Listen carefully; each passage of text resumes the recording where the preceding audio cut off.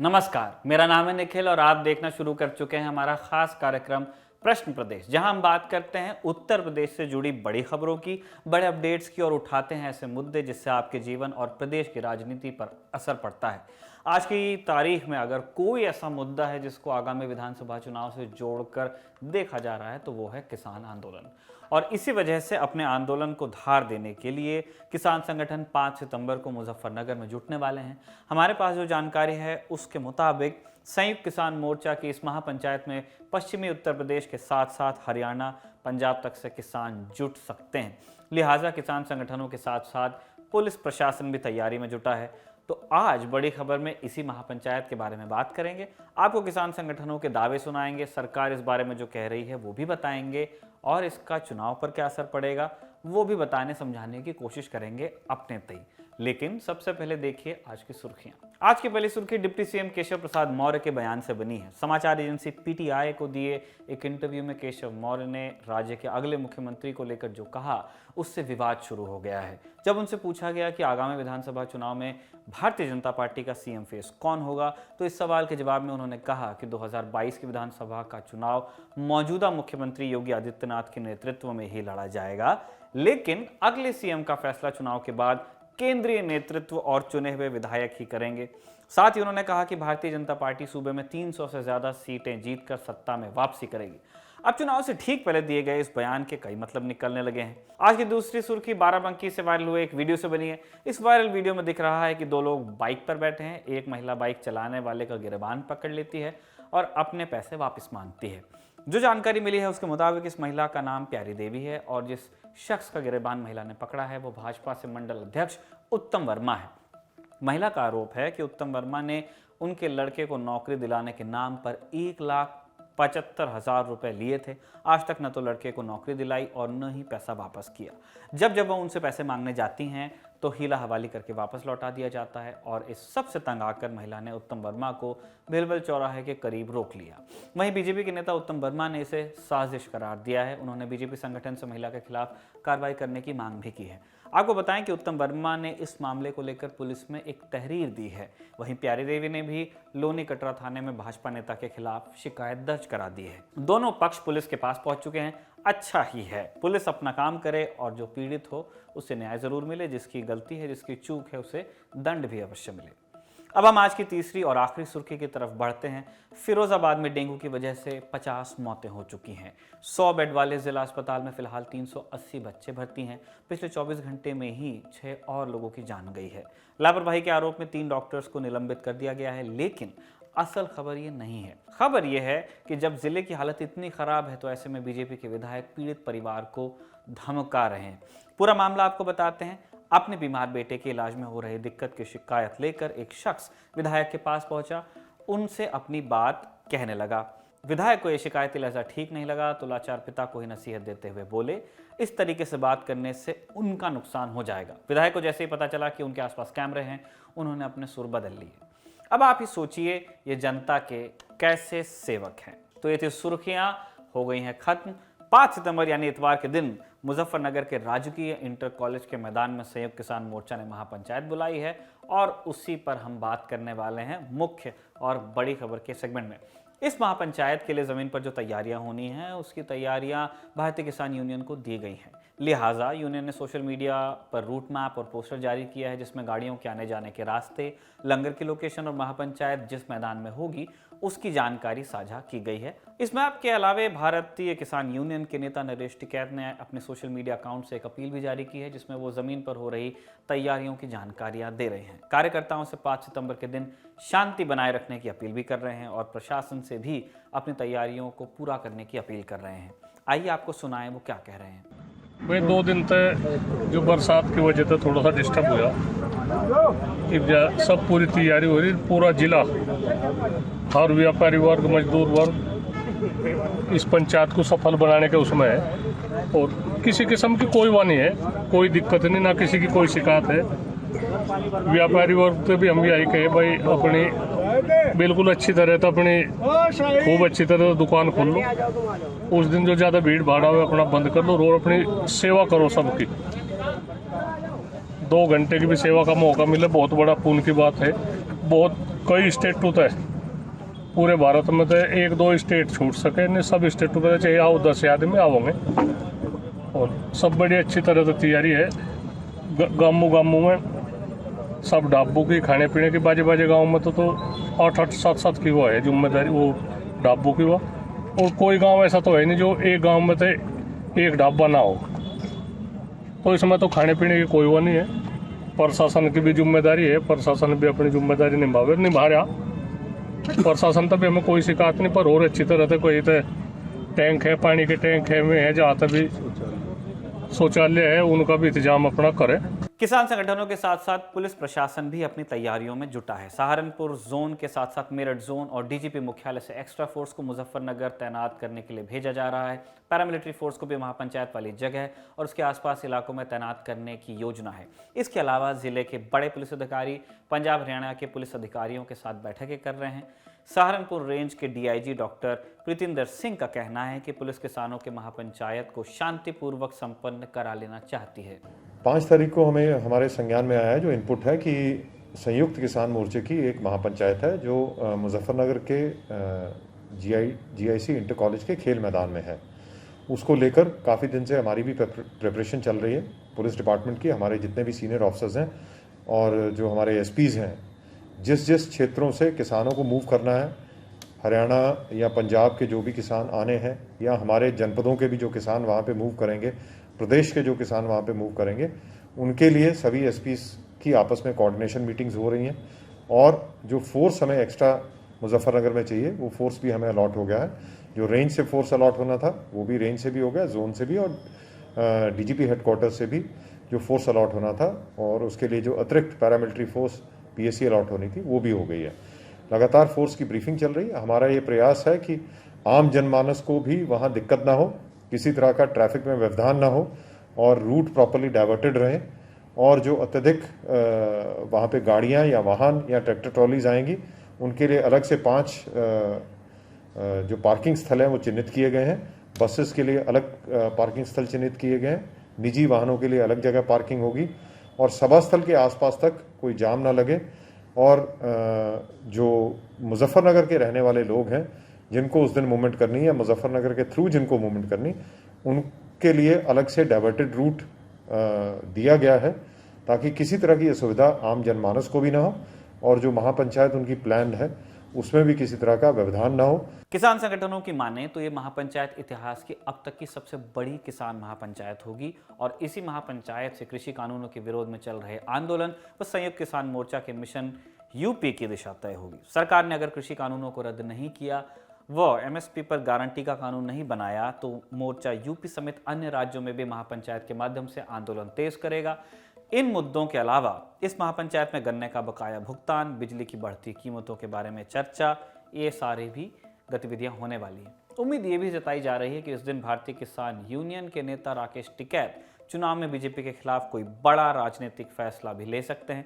अभी 2 रोज पहले ही गाजीपुर बॉर्डर पर जब इंडिया टुडे ग्रुप के संवाददाता कुमार कुणाल ने उनसे इस बारे में पूछा था तो टिकैत ने यह जवाब दिया था कि देश में हो क्या रहा है।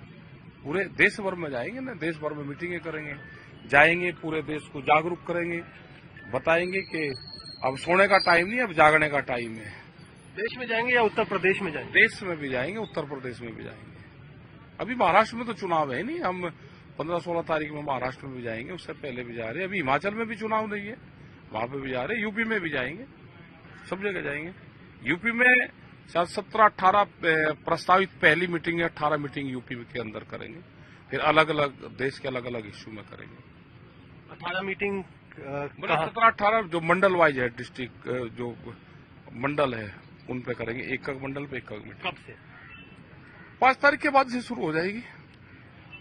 और उन 18 मीटिंग्स के बाद फिर और करेंगे, जो मांगेगा उसको देंगे मीटिंग, पूरे देश में जाएंगे। भाई आंदोलन तो चल ही रहा है यहाँ पे। अब ये तो ठीक है कि किसी को ट्रेन पकड़नी, फ्लाइट पकड़नी तो दिल्ली से पकड़ लो, सब संयुक्त मोर्चा यहाँ पे है और यहाँ से अपना जाकर फिर अपना आंदोलन में शामिल हो जाओ। तो एक बड़ी लड़ाई की, लंबी लड़ाई की उत्तर प्रदेश में 18 मीटिंग के साथ तैयारी होगी, बड़ी तैयारी होगी। इस किसान महापंचायत को दमदार बनाने के लिए नरेश टिकैत और राकेश टिकैत पिछले कई महीनों से लगे हुए हैं। राकेश टिकैत गाजीपुर बॉर्डर पर मोर्चा संभाले रहते हैं और यहां से देश के दूसरे हिस्सों में होने वाली महापंचायतों में जाते हैं, भाषण देते हैं, अपील करते हैं और 5 सितंबर को मुजफ्फरनगर आने का न्योता देते हैं। वहीं उनके भाई और जाटों के सबसे बड़े और प्रभावशाली बलियान खाप के चौधरी नरेश टिकैत मुजफ्फरनगर इलाके के तमाम छोटे बड़े गांवों का दौरा कर रहे हैं और इन्हीं दौरों का नतीजा है कि इलाके के वैसे खाप भी इन महापंचायतों में भाग लेने वाले हैं जो पिछले दिनों बालियान खाप या टिकैत बंधुओं से नाराज चल रहे थे। इस इलाके में जाट समुदाय की करीब 2 दर्जन खाप पंचायतें हैं, लेकिन बालियान खाप सबसे बड़ी है और दूसरे नंबर पर है गठवाला खाप। पिछले दिनों जब बीजेपी विधायक उमेश मलिक की गाड़ी पर सिसौली गांव में हमला हुआ था तो बालियान खाप और गठवाल खाप आमने सामने आ गई थी। कहा गया था कि इस टकराव का असर महापंचायत पर पड़ सकता है, लेकिन 2 दिन पहले ही शामली के कुरावा गांव की पंचायत में गठवाला खाप के बाबा राजेंद्र सिंह और बालियान खाप के चौधरी नरेश टिकैत एक मंच पर दिखाई दिए। और इन 2 बड़ी खापों के फिर से साथ आने का सीधा और साफ मतलब है कि इलाके की सभी छोटी बड़ी खाप पंचायतें 5 सितंबर को होने वाली महापंचायत में शामिल होंगी, हो सकती हैं। सरकार को भी इसका अंदेशा है, लिहाजा आज ही सूबे के गन्ना विकास मंत्री सुरेश राणा मीडिया के सामने आए और ऐलान किया कि गन्ना मूल्य में बढ़ोतरी की रूपरेखा तैयार की जा चुकी है और किसान संगठनों से बातचीत के बाद इसका औपचारिक ऐलान किया जाएगा। इसी के साथ उन्होंने गन्ना किसानों के बकाये के भुगतान को लेकर भी विस्तार से जानकारी दी। पहले मंत्री जी को सुन लीजिए, फिर आगे की बात हम आपको बताएंगे। 16-17 से आगे लेकर के चलना चाहता हूं। यदि मैं 14-15 की बात करूं तो 20,601 करोड़ रुपए का भुगतान हुआ। 15-16 में 17,768 करोड़ रुपए का भुगतान हुआ। 16-17 में 14,998 करोड़ रुपए का भुगतान हुआ। और जैसे ही योगी जी की सरकार आई, एक ऐतिहासिक परिवर्तन देखने को मिला और 17-18 में 35,443 करोड़ रुपए का गन्ना किसानों का भुगतान हुआ। आप अंदाजा लगा सकते हैं कि 14,998 और 35,443 करोड़ में सीधा सीधा जस्ट डबल का अंतर है कि हम किसी भी किसान का यदि बिजली का बिल बकाया है तो उसके कनेक्शन को काटा नहीं जाएगा। कुछ लोगों ने पराली की बात कही, उस पर भी माननीय मुख्यमंत्री जी ने कहा कि हम किसानों के साथ खड़े हैं। उन पर जो मुकदमे वापस हुए हैं उन मुकदमों को वापस करने का काम योगी सरकार करेगी। साथ ही साथ गन्ना मूल्य की भी बात लोगों ने रखी कि आदरणीय योगी जी आपने भुगतान बहुत अच्छा करा दिया है, आपने मिलें लगा दी है, आपने मिलों को की जर्जर स्थिति से बाहर आप ले आए हो, पर्ची व्यवस्था आपने ठीक कर दी है। लेकिन आदरणीय योगी जी थोड़ा सा यदि भुगतान गन्ना मूल्य भी बढ़ जाए तो किसानों के हित में होगा। मैं अभिनंदन करूंगा माननीय मुख्यमंत्री जी का कि उन्होंने कहा कि आदरणीय नरेंद्र मोदी जी का सपना है किसान की आय दोगुना करनी है। जो भी काम किसान के हित में करना पड़ेगा, किसान की आय बढ़ाने के लिए करना पड़ेगा, वो सारे काम योगी सरकार करने का काम करेगी। और उन्होंने स्पष्ट रूप से कहा, मैं आपके साथ स्पष्ट रूप से शेयर करना चाहता हूं कि हम गन्ना किसानों का गन्ना मूल्य भी बढ़ाने वाले हैं। सरकार ने आज ये सारी जानकारी दी क्योंकि उसे पता है कि महापंचायत में भले ही हरियाणा और पंजाब तक से किसान आएंगे, केंद्र सरकार द्वारा पास किए गए कृषि कानूनों को लेकर नारेबाजी होगी, किसान नेता इन मुद्दों को लेकर बड़े बड़े बयान देंगे, लेकिन सरकार और पार्टी की सेहत को जिस मुद्दे से फर्क पड़ेगा वो है गन्ना किसानों के बकाये का भुगतान और गन्ना के मूल्य में बढ़ोतरी। और इसी वजह से सरकार ने महापंचायत के 1 रोज पहले उन मुद्दों को ही खत्म करने की कोशिश की है। जानकार बताते हैं कि इन्हीं मुद्दों का आधार बनाकर भारतीय किसान यूनियन के नेता पश्चिमी यूपी में किसानों को गोलबंद कर रहे हैं। अभी तो 5 सितंबर को ही मालूम चलेगा कि सरकार की इन घोषणाओं से किसानों पर कितना असर पड़ा और इस सरकारी घोषणा के बाद भी किसान संगठन किस हद तक कामयाब हुए। वैसे इस महापंचायत और किसान आंदोलन की दीगर गतिविधियों को लेकर कई लोगों के दिमाग में ये सवाल है कि इनका आगामी विधानसभा चुनाव पर क्या असर पड़ेगा। तो हमने इस सवाल का जवाब जानने के लिए सीनियर जर्नलिस्ट आर.के. मलिक से संपर्क किया।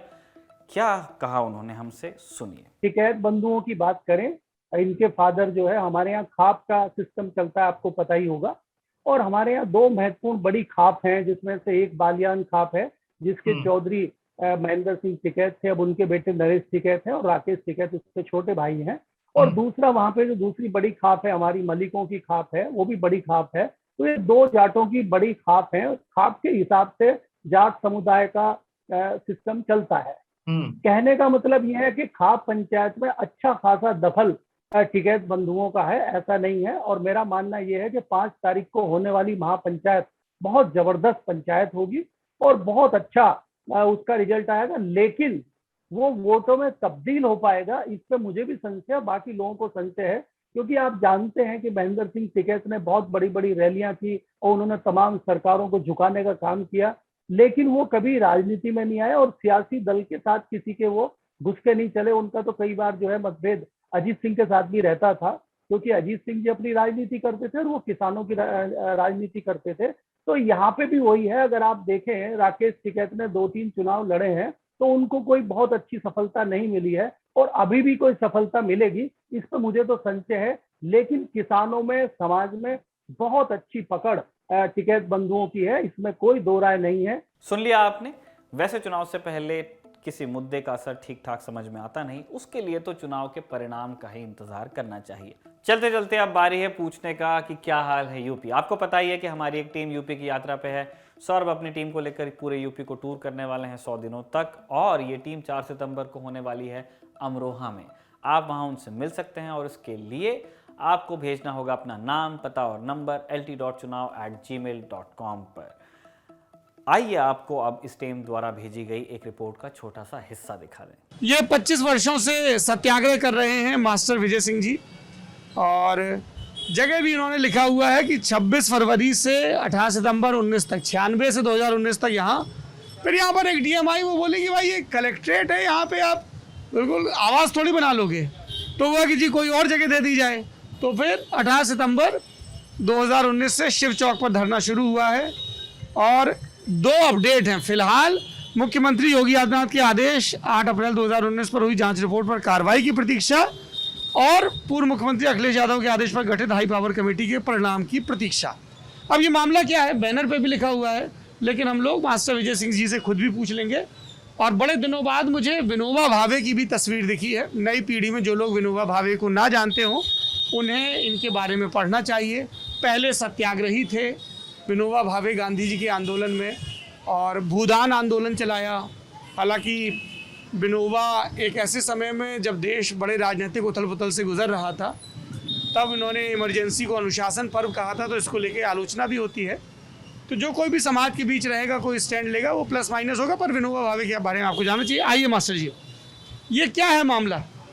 ये भूमाफियाओं के खिलाफ है। 25 साल से जी, 25.5 साल हो गए। हाँ, तो विस्तार से बताएं क्या है ये भूमाफिया का मामला। देखिए, मैं एक अध्यापक था और मेरे गांव में बहुत ही दबंगई थी, बहुत ही गुंडागर्दी थी, और वहाँ की जो सार्वजनिक जमीन थी वो भूमाफियाओं ने कब्जा ली थी। चौसाना की? जी हाँ। तो चौसाना में एक भूखे बच्चे को देख करके मेरा सारा बदल गया कि जिस गांव में इतनी ज़मीन हो और वहाँ का बच्चा एक भूखा हो। वहाँ से मैंने अपने छोटी सी नौकरी से इस्तीफ़ा दिया और इसके बाद मैंने अपने गांव पर शोध किया। शोध करने के बाद जो है मुझे पाया कि मेरे गांव में 4575 बीघे सार्वजनिक ज़मीन है और उस पर 4000 बीघे पर अवैध कब्जा है। किसका कब्जा है? एक पूर्व विधायक ठाकुर जगत सिंह हैं और अदर भी हैं। ये 4000 में सब बंदर बांट हो गए। तो मैंने लिख करके सभी अथॉरिटी को दिया। मेरी बात कब दिया आपने लिख के? ये 23 मार्च 95 को।